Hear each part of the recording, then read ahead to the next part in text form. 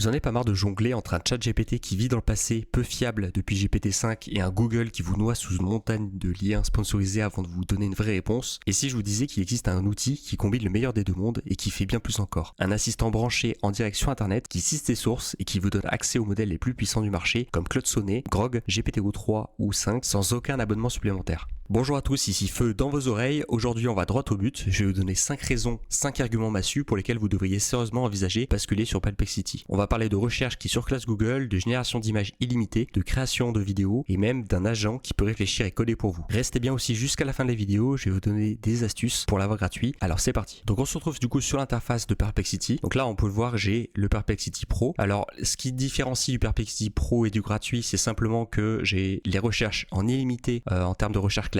Et après on verra aussi par la suite que j'ai la recherche Deep Research. La Deep Research, ça permet de faire des recherches un peu plus avancées, classer, retrouver, rechercher plusieurs sources, plusieurs documentations. Ça va de 50 à une centaine en fait de sources, alors qu'un humain pourrait le faire en fait en plusieurs heures, alors que là il peut le faire vraiment en moins de 5 minutes. Donc c'est vraiment très très puissant. Et ce qui peut être intéressant du coup sur cette interface, c'est de se rendre directement juste sur découvrir. Donc c'est le Discover, en fait c'est un petit peu comme un Google Discover. Vous avez directement toute l'actualité en fait classée avec la météo, les entreprises du coup, les tendances et les cotes en bourse. Vous avez aussi directement l'actualité de tout le globe en fait en soi, mais on peut directement lui poser la question si vraiment on a besoin pour la suite. La première raison et pas des moindres justement d'avoir un Perplexity Pro, donc avec l'abonnement, c'est vraiment de choisir en fait le modèle que vous souhaitez. Généralement quand vous êtes sur ChatGPT, vous avez accès à toute la famille des GPT, mais le souci c'est que si vous souhaitez utiliser un Claude ou un Grok 4, il faudra repayer ces 20 €, ces 20 $ pour utiliser ce modèle. Alors que là avec Perplexity en fait, lorsque vous cliquez sur la petite case de puce, vous avez en fait tous les modèles les plus puissants en fait de la planète. Donc vous avez Grok 4, vous avez O3, vous avez le GPT-5,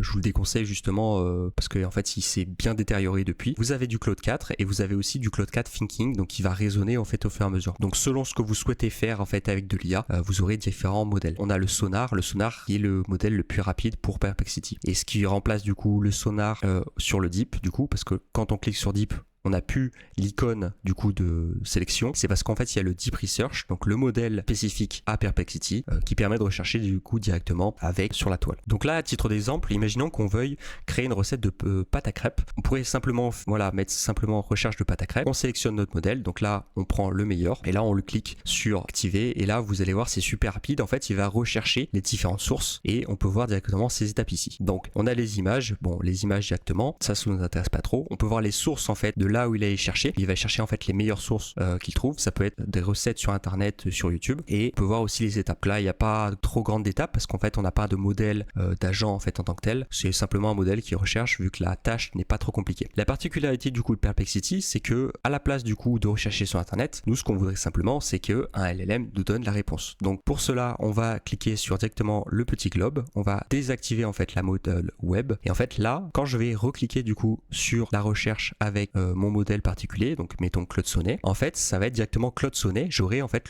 la réponse de Claude Sonnet sans avoir à chercher sur internet. Donc là c'est vraiment très puissant, donc là on peut voir directement, sans en fait qu'il y ait besoin de chercher sur internet. En fait on a les deux facettes, soit il va chercher sur internet directement, soit il ne va pas chercher sur internet, et là ça sera directement sa database. Donc c'est ça qui est assez puissant. La particularité aussi de Perplexity, c'est que ça permet de faire des recherches vraiment très poussées en fait sur la toile, pour éviter que vous ayez à perdre des heures et des heures à chercher et à consulter des pages web. Donc là imaginons que je veuille chercher du coup la question de dans quelle version sont sortis les blocages en IA pour la toute première version de N8N. Voilà, c'est un peu mieux. Et là, en fait, il va directement me donner la réponse avec le nom de la version typiquement. Donc là, on voit qu'il va rechercher en fait directement. Et la toute première version, voilà, est là 1.105.0. Donc là, on voit que c'est vraiment très rapide. C'est beaucoup plus puissant, je trouve, que Google. Peut-être que Google fera des précisions par rapport à ça, mais on verra ça par la suite. Pour le moment, Perplexity le gère très bien et c'est super rapide. Donc par exemple, si je recollais du coup exactement la même question en fait sur mon Google, en fait, il faudrait que je chope chacun des liens au fur et à mesure, que je me tape des lignes et des lignes de code. Ça serait indéfinissable. Donc là, je préfère plutôt le taper directement ici. Et ça peut être vraiment des questions très très poussées. Je vais vous faire un autre exemple. Donc là, vraiment pour pousser vraiment très loin, on va lui demander quelle était la dernière robe de la reine d'Angleterre lorsqu'on l'a aperçue en public et la date. Donc là, c'est vraiment très très poussé. Donc là, il spécifie bien que du coup, la reine d'Angleterre et Elisabeth II. Dernière apparition publique officielle était le 6 septembre 2022. Donc là, vraiment très poussé. En fait, peut-être que j'aurais cherché plusieurs minutes sur internet, alors que là, j'ai directement la réponse. réponse. Donc c'est vraiment très pratique. Pareil, 18 sources de rechercher. Là on voit vraiment qu'il a vraiment poussé la recherche un peu loin. Pas aller justement directement aller chercher une seule réponse et s'en est contenté. Il est vraiment allé chercher 18 sources différentes et en un temps de quelques secondes quoi. Donc c'est assez surprenant. Donc là voici un autre exemple du coup sur plus de la nutrition. Quels sont les bénéfices d'un café d'infusion à froid et d'un café à infusion à chaud sur le corps humain? Bénéfices et inconvénients inclus. Donc là je pourrais simplement en fait cliquer sur la case du coup rechercher directement. Mais moi ce qui m'a intéressé dans cet exemple là, c'est de rechercher en fait avec le Deep Research qui va aller en fait chercher toutes les sources scientifiques pour que ça se fasse vraiment condenser en fait de documents sur les bénéfices et les inconvénients du coup que ça aurait pu avoir sur ces paramètres. Donc là on voit que il en a à peu près pour 1 à 3 minutes pardon. Il va chercher pas mal de sources et on se retrouve pour la suite. Donc après 2 petites minutes de recherche et 37 sources, faut le spécifier quand même, 37 sources de rechercher pour savoir un petit peu quels étaient les avantages et inconvénients d'un café fusion à chaud ou à froid. Il nous fait en fait vraiment quelque chose de très très poussé. Café à froid, infusion, bénéfices, digestibilité améliorée, profil nutritionnel et énergétique, etc. etc. Voilà, je vais pas m'éterniser là-dessus. On a vraiment quelque chose d'exceptionnel et ça pourrait très typiquement se retrouver dans un article de blog ou dans une revue on va dire scientifique avec des graphes. Pareil, il peut nous donner des graphes. Si je lui donne spécifiquement du coup quelque chose d'autre. D'ailleurs, il a très bien retenu du coup qu'il fallait un bénéfice et des inconvénients du coup par rapport aux différents problèmes. Voilà, le cold brew, sirop sucré, crème et édulcorant généralement ce qu'ils mettent dans les Starbucks. Et pareil les bénéfices du coup avec les infusions à chaud, richesse en antioxydants, etc. etc. Le principe c'est pas vraiment l'exemple en tant que tel, c'est vraiment la forme derrière qui est vraiment très poussé. Pareil, j'aurais pu lui demander en fait un style d'écriture totalement différent, sachant qu'en plus il nous met les sources juste ici. Voilà les différentes sources où il a croisé du coup différents paramètres. Pareil, une petite recommandation, ça c'est toujours pas mal pour optimiser les bénéfices. Et voilà, population à risque pour éviter le café. Et juste après, je lui ai demandé voilà, fais-moi la différence de sommeil avec ce genre de café, avec les 2 cafés. Et normalement, il nous a sorti voilà, dire une différence, voilà, une latence d'endormissement de 9 à 17 minutes. Donc là, voilà, on peut voir sur cet exemple que il nous fait vraiment quelque chose de très poussé. Je vous montre un autre exemple du coup sur la différence entre la pousse lente et la pousse rapide sur du pain fermenté. Donc les avantages, inconvénients nutritionnellement, les bienfaits, les méfaits, etc., etc. Il est venu en fait jusqu'à me créer en fait un graphe entier pour savoir du coup entre le pain blanc, le pain complet, la brioche et la pizza, quelles étaient du coup les spécificités et les indices glycémiques par rapport à ces différents pains. Donc là, on est vraiment sur quelque chose de super concret, super complexe et que je pourrais en fait directement mettre sur un article de blog pour proposer vraiment quelque chose de très rationnel et de très on voit que c'est vraiment pas du texte vide de sens quoi. En fait, à chaque fois que je vais lire quelque chose, je vais vraiment apprendre en fait sur la suite. Pareil, petite astuce, si vous souhaitez justement continuer la discussion sur un terme ou une fonctionnalité que vous souhaitez approfondir du coup avec Perplexity, vous pouvez directement surligner en fait en soi et cliquer sur ajouter à la question du suivi. Là, après vous posez votre question, par exemple vérifie ta source. Voilà, ça peut être une question en soi et après vous cochez ou décochez du coup la case recherche ou recherche approfondie, deep research, si vous souhaitez justement que un autre modèle du coup prenne le relais par rapport à votre recherche. Donc là, c'est vraiment très puissant. La troisième raison du coup d'adopter Perplexity Pro, c'est vraiment de pouvoir aussi générer aussi des vidéos. Lorsque vous avez en fait l'abonnement Perplexity Pro qui coûte 20 €, je vous dévoilerai par la suite des astuces justement pour l'avoir gratuit. Vous avez en fait 10 générations vidéo par mois gratuites. Vous pouvez générer votre vidéo. Donc là, en fait, il va en fait modifier en tant que tel votre prompt pour vraiment faire plus meilleur prompt que moi parce que bon, j'ai pas fait vraiment quelque chose de très exceptionnel. Et là, en fait, il va directement me générer ma vidéo. Ça dure généralement entre 30 et 1 minute et c'est quand même du VO3, il me semble. Donc c'est quand même franchement du très très lourd. Donc là, voilà, directement, il m'a créé en fait ma vidéo. Elle est toute propre, toute nickel. Et il a plutôt bien réussi en vrai en soi. Je vais lui donner du coup que c'est la nuit, etc., etc. J'ai vu dans le prompt avec les étapes qu'il a mis no additional audio. J'aurais pu très bien lui demander en fait de l'audio, sachant qu'il gère aussi l'audio avec la vidéo. Donc ça c'est assez fort. Petite mention aussi sur le Deep Research que j'ai pas forcément mentionné du coup sur la raison précédente dernière. Vous pouvez fermer en fait votre onglet de navigateur ou sur smartphone parce qu'il existe aussi sur plateforme en forme d'application. Le laisser chercher quand c'est un Deep Research en fait. Quand c'est un Deep Research, comme il met beaucoup plus de temps, vous pouvez fermer l'onglet et en fait il vous notifiera par mail lorsqu'il aura terminé. La quatrième raison et qui suit du coup la troisième raison qui est de générer de la vidéo, c'est de générer des images. Quand vous avez Perplexity Pro à du coup 20 € par mois, vous pouvez en fait directement générer autant d'images que vous souhaitez. Après différents moteurs qui passeront plus ou moins, mais vous aurez en fait nombre d'images illimité et c'est comme vous le voyez très rapide pour un résultat franchement très correct. Voilà, en style comics. Je lui ai demandé, franchement c'est très bien. On peut lui demander de changer le style, donc on lui demande directement de changer le style par rapport à l'image précédente, il va très bien nous le faire et c'est franchement assez rapide.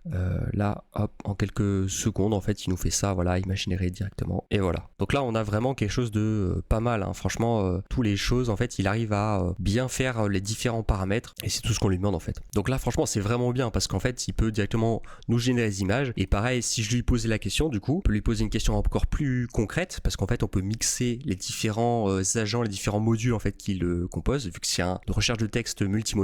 Voilà, par exemple si je lui pose la question trouve-moi le style Ghibli sur internet, crée-moi l'image avec ce style et en fait il va aller directement chercher sur internet le style d'artwork et le recopier en fait par rapport à mon style de modèle. Donc voilà, il a trouvé et après en fait il va directement me chercher en fait l'image, vous le redemander bien sûr et donc comme ça en fait vous pouvez coupler en fait au fur et à mesure sans devoir en fait utiliser plusieurs outils à la fois et c'est ça qui est vraiment puissant au fur et à mesure. Donc là j'ai mis Ghibli mais tout le monde sait à quoi ressemble une image Ghibli, voilà, parfaitement représenté. Si c'est des choses un peu plus personnel, si c'est des styles d'artistes on va dire beaucoup plus underground on va dire, bah en fait il sera quand même capable de rechercher du coup les images de ce dit artiste, de créer du coup le même style par rapport à ça sans que vous ayez du coup à uploader différentes images d'artwork que l'artiste aurait. Donc ça c'est vraiment fort. La cinquième raison et pas des moindres du coup va être plus axée sur les développeurs mais servira aussi très bien pour les amateurs. C'est lorsqu'on a des soucis, des problématiques on va dire informatiques. Lorsque par exemple si je colle ceci qui est en fait un error log de ma console parce que je sais pas à quoi ça correspond du coup le proxy return 500 et que je décoche du coup web, ça va directement en fait me donner la réponse toute bête, qu'est-ce qu'une erreur 500. Si je lui demande qu'est-ce que c'est, voilà, et que je décoche du coup la case bien sûr web, ça va me donner une réponse bateau en disant bah voilà l'erreur correspond à une clé d'API etc. Des choses de très simples en fait. La réponse est directement faite de par la database en fait de Claude Sonnet. Donc là il y a vraiment rien de spécifique. Par contre si je prends exactement la même erreur, que j'additionne en fait le mode recherche avec ça et que même je peux cliquer sur Thinking, là il va donner beaucoup plus de détails. Bon là c'est pas vraiment une erreur en fait en tant que telle, il faudrait un peu plus s'analyser, mais il va me donner beaucoup plus de choses en fait au fur et à mesure par rapport à ça. Par exemple si je donne beaucoup plus de contexte, il va aller directement chercher quelle est mon erreur précisément. Donc si je dis j'ai cette erreur sur mon cPanel, à quoi cela est dû, voilà, en fait il va directement aller chercher sur internet les erreurs en 500 de cPanel. Ce qui peut vous éviter de trop grandes recherches en fait sur internet, surtout que vous le savez quand on est développeur, on a beaucoup de problèmes justement par rapport à ça. Donc là voilà, il nous donne directement de localiser le fichier htaccess, donc ce qui correspond typiquement à ce que je lui ai demandé en fait, parce que moi je connais la réponse, c'est juste pour vous montrer un petit peu quel exemple vous pouvez avoir, et voilà de modifier en fait le memory limit qui peut poser souci, ou par exemple le htaccess qui est en fait la solution, parce que le htaccess pose la solution du coup de ce problème là.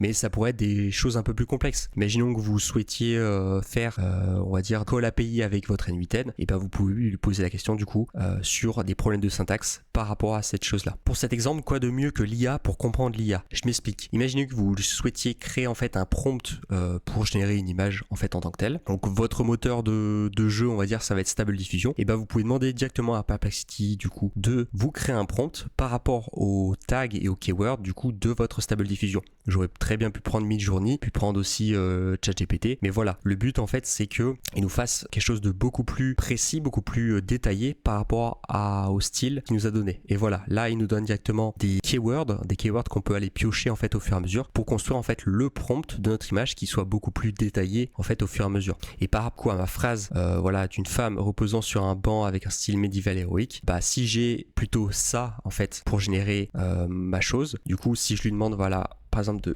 génère-moi une image, bah ça sera beaucoup plus descriptif que mon prompt qui est vraiment très bateau en fait en soi. D'ailleurs toujours écrit en anglais si vous souhaitez faire quelque chose de beaucoup plus professionnel. Donc voilà, avec un prompt amélioré par l'IA, on arrive à ce genre de résultat qui est fait par Perplexity, mais ça serait encore mieux du coup avec Stable Diffusion, donc un prompt très réaliste. Quoi de mieux pour l'IA de le faire comprendre à une IA du coup sur la chose telle qu'elle. Si vous êtes resté jusque là, n'hésitez pas à mettre un j'aime et de vous abonner pour être averti de mes prochaines vidéos, et à commenter si vous n'avez pas compris un point spécifique. Et pour tous ceux qui sont restés jusqu'à la fin, je vous lance le bonus de la vidéo, comment avoir Perplexity gratuitement. Donc pour avoir Perplexity payant pro à vie, ou en tout cas dans une série limitée, vous avez deux possibilités. Vous pouvez du coup, si vous avez une carte Revolut, Metal ou Ultra, l'avoir en illimité tant que vous payez votre abonnement. Donc avec la Metal, en fait, c'est largement remboursé puisqu'elle coûte 15 € par mois et que votre abonnement Perplexity Pro coûte 20 €. Donc en fait, c'est remboursé en fait en deux abonnements. Le premier, vous l'avez pour 12 mois maximum, alors que les autres versions, du coup, vous aurez à tant que vous payez votre abonnement Revolut, donc Metal ou Ultra, bien sûr. Si vous n'avez pas de compte Revolut bancaire, inutile d'en faire un. Vous pouvez en fait avoir un compte Perplexity Pro pendant 12 mois gratuitement. Vous devez simplement annuler l'abonnement en fait au fur et à mesure parce que sinon, vous allez être facturé à la fin de l'année suivante en cliquant justement sur le lien de cette vidéo. Pas un lien sponsorisé, c'est simplement que entre PayPal et Perplexity, il y a un partenariat et juste en fait en cliquant sur ce lien, donc moi je l'ai pas fait parce qu'en fait je suis déjà abonné à Perplexity Pro, vous pourrez en fait, si vous avez un compte PayPal, donc après il suffit d'en créer un, avoir Perplexity Pro en fait en mode gratuit pendant 12 mois. J'espère que cette vidéo vous a plu, en tout cas que vous utiliserez Perplexity Pro. Il y a plein de case studies intéressants même en amateur. Je pense même que le fait d'avoir l'abonnement peut être largement remboursé puisque vous pouvez payer plus qu'un seul abonnement pour 4 grands modèles et que les possibilités d'utilisation sont multiples. C'était Feu dans vos oreilles, on se retrouve pour une prochaine vidéo, ciao.